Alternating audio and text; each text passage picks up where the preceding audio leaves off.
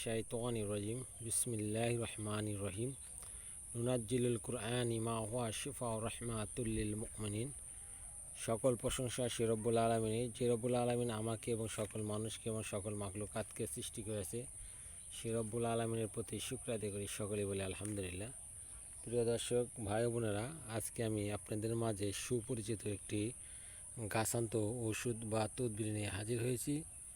এই তদবিরটি দ্বারা আপনারা অনেকেই উপকৃত হতে পারেন। কী তদবির বা কী বিষয়ে কোন তদবিরের মাধ্যমে আপনারা উপকৃত হবেন সেটা এখন শুনবেন বিস্তারিত, এবং আপনারা এই তদবিরটি করার চেষ্টা করবেন। আমরা প্রায় সময় অনেকেই দেখি অনেক লোকের মুখে দুর্গন্ধ, দাঁতের গোড়ালি দিয়ে রক্ত পড়ে, পুষ পড়ে, পায়রা হয়, দাঁত ফুলে যায়, পানি ধরে, পানি খাইতে পারে না, বা কোনো জিনিস এরকম ঠান্ডা জাতীয় জিনিস খাইলে তার দাঁতে কামড় ধরে সে আহ করে চিক্কুর মেরে ওঠে। তার শব্দতে অনেকেই ভয় পেয়ে যায় যে কী মানে হয়ে গিয়েছে। সেই রোগ থেকে মুক্তি পাওয়ার জন্যই আজকে আপনাদের মাঝে সুপরিচিত একটি গাছের সাথে পরিচিত করে দেব।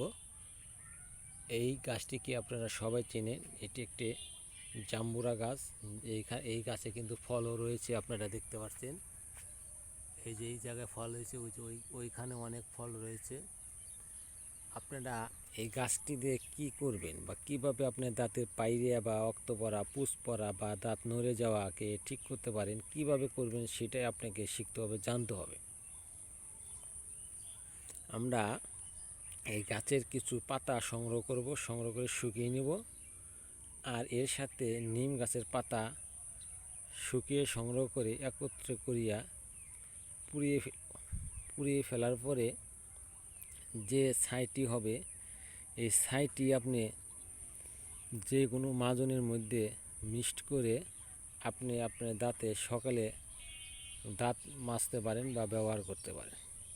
ব্যবহারের ফলে আপনার দাঁতের সাইডে যে ফাঁকা জায়গাগুলো রয়েছে, যে জায়গা দিয়ে রক্ত বা পুঁজ আসে, সেই জায়গাগুলো আস্তে আস্তে আস্তে আস্তে আপনার ঠিক হয়ে আসবে এবং দাঁতে কোনো সমস্যা দেখা দেবে না। দাঁতে রক্ত, পুঁজ এবং পানি ধরা এরকম হবে না। যারা এই টোটকাটি শিখে রাখতে চান তারা অবশ্যই এই টোটকাটি আপনারা সাবস্ক্রাইব করে এই টোটকাটি ডাউনলোড দিয়ে নামিয়ে রেখে দেবেন। যখন আপনাদের প্রয়োজন তখন অবশ্যই আপনারা এই টোটকাটি প্রয়োগ করবেন। এবং যারা এটা করেন নাই আজও পর্যন্ত, যারা শোনেন না বা দেখেন না বা করেন নাই, তারা অবশ্যই করবেন, দেখবেন। অবশ্যই আপনারা এই তদবিরের মাধ্যমে উপকৃত হতে পারবেন।